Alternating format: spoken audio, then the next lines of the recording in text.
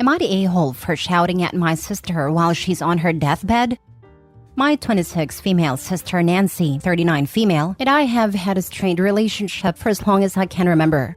For a bit of background, Nancy's parents were my late aunt and uncle, who passed away in a car accident when she was 6, and my parents adopted her.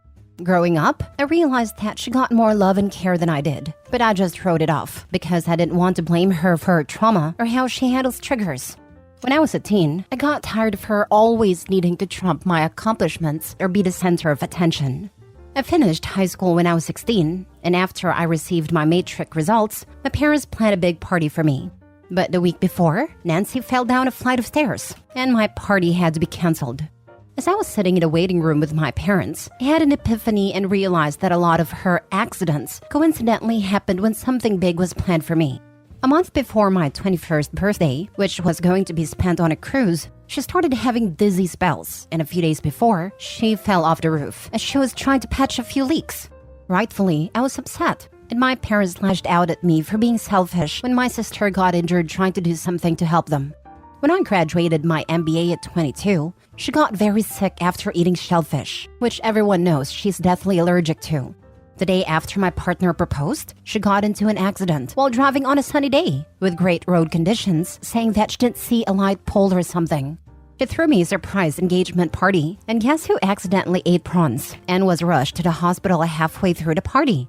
To avoid any drama at my wedding, my partner and I decided to elope with a few friends, and it was the first time something was all about me, for once. My parents were bitter about not being part of wedding celebrations, so we planned a reception type thing for friends and family on our second anniversary. My dad will walk me down the aisle, and my mom will do the something old thing, etc. They had been buzzing with excitement and looking forward to the wedding.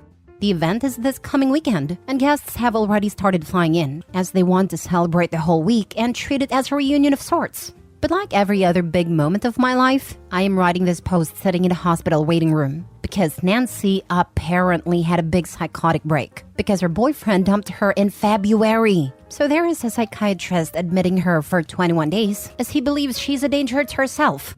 And now my parents are trying to talk me into postponing because it would be heartless of me to celebrate while my sister is cuffed to a bed for the next 3 weeks. I had a meltdown of my own and told my sister that if she wanted to go to heaven that desperately, could she not have done it when we were younger so I could be spared from all her drama? And now there's a handful of family members who are calling me a cruel bridezilla for taking my stress out on my sister when she's so unwell. I told all of them that I would be proceeding with the wedding, as a lot of time and money had already gone into it, and they're welcome to mope around a hospital to support my sister. They told me that I was unfair for making them have to choose between a party and my sister, who is on her deathbed. Edited to add, I know she isn't in her deathbed. Any sane person reading this post knows she's not on her deathbed. But to my family, this is a life or death situation, because only God knows what they'll do to her in there. And they're especially incensed by the very limited visitation because they're convinced the psychiatrist is doing it so she can get pumped full of medication, and so the hospital can make money, yada yada yada. Now for the top comments. Your sister is a drama queen, and your parents are her flying monkey attendants. Deathbed? She's on a psychiatric hold which is hardly a deathbed. Please go no contact with these people. Who knows what antics she will pull when you are in labor trying to deliver your first child. Not the a-hole. Oh, I gave birth in March last year, and that time, she fainted in the delivery room, and I got a smack from my dad for allowing her to see something so gruesome when I know she's fragile. Just typing that out made me laugh a bit, because it's just so unfathomable. Your dad blamed you for giving birth and traumatizing your adult sister? OMG. I swear. I had initially asked them not to be at a hospital, but they showed up, and I was honestly too tired to deal with the fallout, so I let them keep me company. When I was pushing, she first started gagging at my nurse, God bless her soul, told her to leave the room.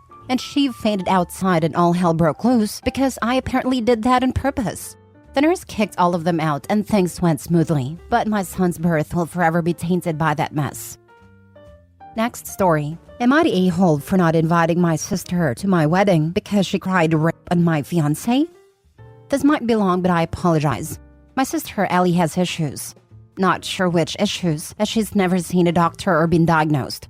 But my sister has always had a need to be the center of attention. When she was in middle school, she harmed herself to look like she got jumped at school. Freshman year of high school, she put herself in the hospital for stabbing herself in the arm several times with scissors because my parents grounded her. These are just some of the many psychotic things my sister has done. Well, in junior year, my sister cried on this guy, John. We believed her. Then when my dad showed up at John's house and the police were called, my sister admitted she was lying, admitted she had a big crush on John and he rejected her. 7 years later, John and I worked together. We fell in love and we had our first child 6 months ago, and our wedding is scheduled for December. As our date approached, my sister reached out and told me she still didn't get her invite. I told her I wasn't comfortable having her at my wedding. We don't see her much because of what she did. She said that was unfair and she couldn't miss her sister's wedding. And I said that was perfectly fair, especially since her past with John. She said that wasn't fair of me to hold that over her head since it was so many years ago and that she was family and she deserved to go. I told her that wouldn't be happening and said I was sorry. She then called my mom, who called me, trying to persuade me to let my sister go because it's not her fault she has issues. I refused. My sister then called me hysterically, accusing me of stealing the life she always wanted and saying how sorry she was and begging me to go. I hung up. Am I the a-hole? Not the a-hole, but I think you will need security at your wedding to deal with your sister when she shows up. Because the last thing you want is her showing up and causing a scene, which from the sounds of it is something she will do. Let your mother know if she keeps up her BS. She may not have any contact with any future children that you have. Sorry about what has gone on, but you need to stand your ground. Prepare for the worst and hope for the best. Congrats on your forthcoming wedding. She has only met my daughter once already, which was the only time I've seen her in 6 months. Sounds like you already went low contact. Good on ya. Not the a-hole. Stealing the life she always wanted. Yeah, your sister will cause a scene at your wedding. She'll wear a white dress, she'll object, she'll tell everyone elaborate stories about how the groom is secretly in love with her. She'll give an inappropriate speech. She'll tear off her shirt and dance on the tables. Absolutely perfectly not the a-hole. Not only the lies she told about your fiancé, but God only knows what kind of drama she would cause. Stand firm in your decision. Did your parents never get her proper treatment over the years or what? No, they never did. My sister has never been evaluated. My sister had been in the hospital 5 times throughout high school for harming herself, and the hospital had child services come out. And they tried to persuade my parents to have her evaluated, in which my parents agreed but they never did. Even as an adult, she's acted out aggressively to herself. Next story. Am I the a-hole for uninviting my partner's family from our wedding? My partner and I recently became engaged. We plan on having about 40 guests, mostly from his side, as I only have one living relative whereas it comes from a large family. I set up a wedding website last night, and on it I gave our registry with a link to our wish list from an online store for inspiration. The wish list had a whole bunch of household items, kettles, toasters, etc., ranging in price with all of them coming in at under $50. The cheapest item on it was a set of ceramic measuring spoons at $15. The most expensive was a porcelain dinner set at $49. When I asked my partner to look through everything on a website, he told me that his extended family members won't be expecting to give us any gifts at our wedding. He said that at most, we might get a bottle of wine from somebody. I don't even drink alcohol. But that we would not get anything from his aunts, uncles, cousins, etc. So doing a registry is a bit much, given nobody's going to look at it. I was absolutely shocked. I think it is the height of bad manners to attend a party, whether it's a wedding or a birthday or whatnot, and not bring a gift of some sort. I cannot imagine going to an event someone has organized for me, eating a 3-course meal they've paid for, dancing to a DJ they've paid for, drinking the drinks they've paid for, and not even bothering to buy them a $15 kettle. I think it's extremely entitled and lacking in any class. I know that if someone came to the wedding and did not give a gift, I would find it deeply disrespectful, and it would sour the whole event for me. So I told him if any of his relatives cannot be bothered to bring a gift to the wedding, then I would rather they not attend at all. I told him I'm not happy paying to entertain someone who can't even show the good manners to offer a token thank you on the day. For me, it's not about the gifts. We already have a perfectly fine toaster, etc. It's about the principle of showing thanks for time, money, effort, etc. spent on giving everyone a good time. My partner thinks I am overreacting and acting like a diva bride, that it is perfectly fine for his relatives to give us nothing on our wedding day, and that I need to stop getting my ideas on what weddings look like from social media.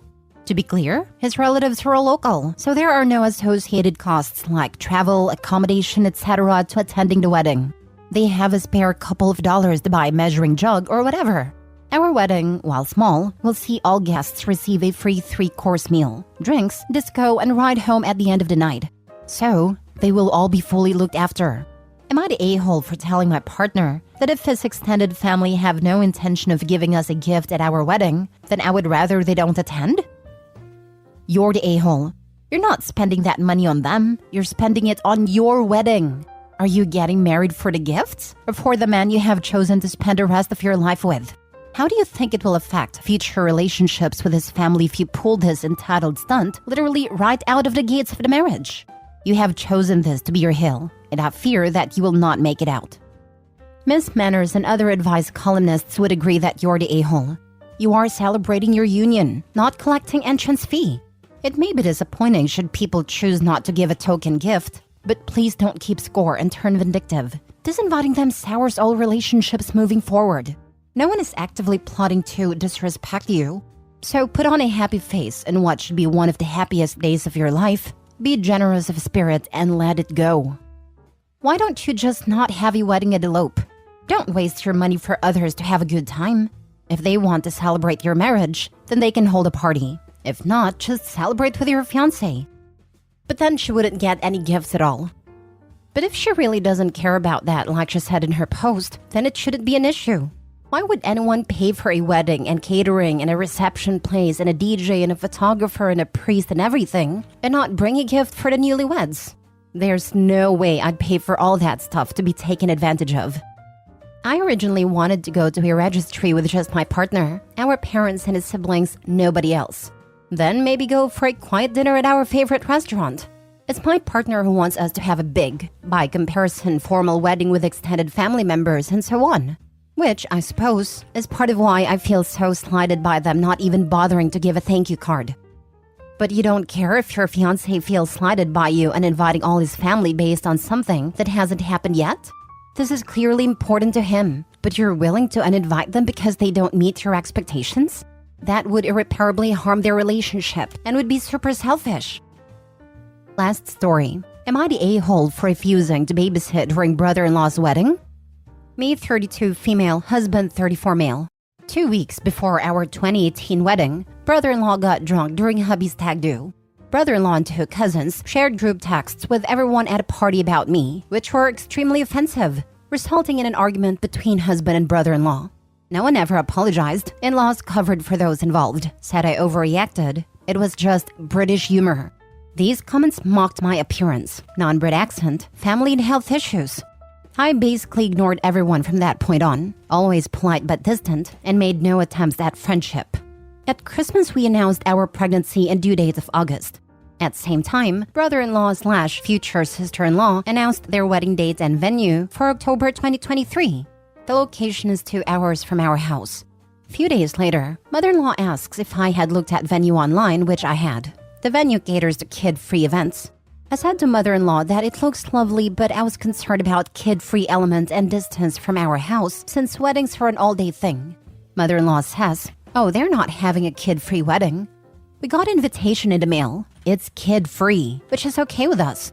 With the invitation was a note which read, "At request of mother-in-law/father-in-law, they have reserved a guest room at the venue for us the night of wedding." We politely replied to RSVP saying we wouldn't be attending because we couldn't leave our baby overnight as we have no one we feel comfortable leaving him with. He'll only be 7 weeks. I have no family in the UK. Hubby's family will be at wedding, and hubby said he won't go if baby and I aren't going.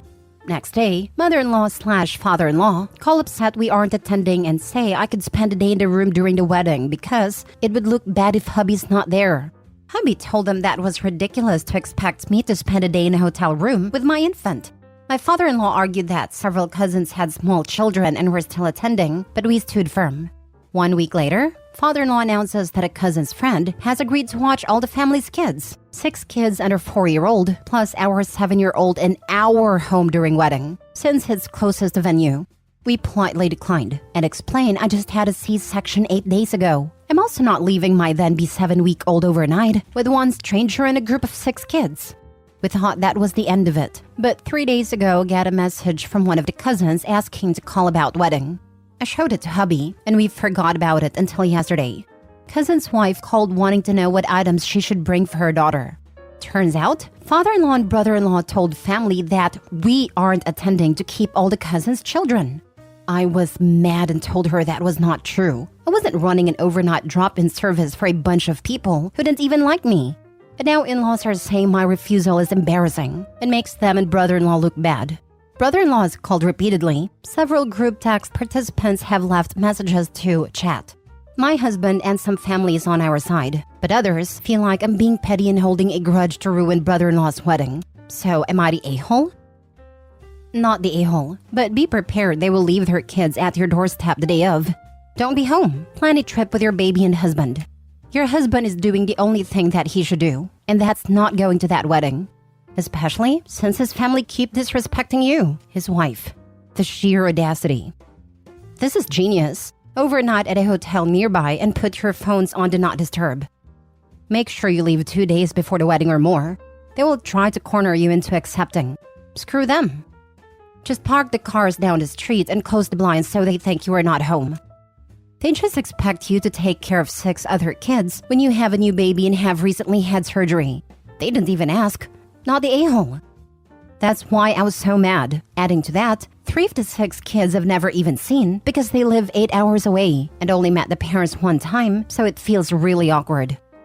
And 6 little kids bringing who knows what germs from daycare, etc. to your home with your 7-week-old baby.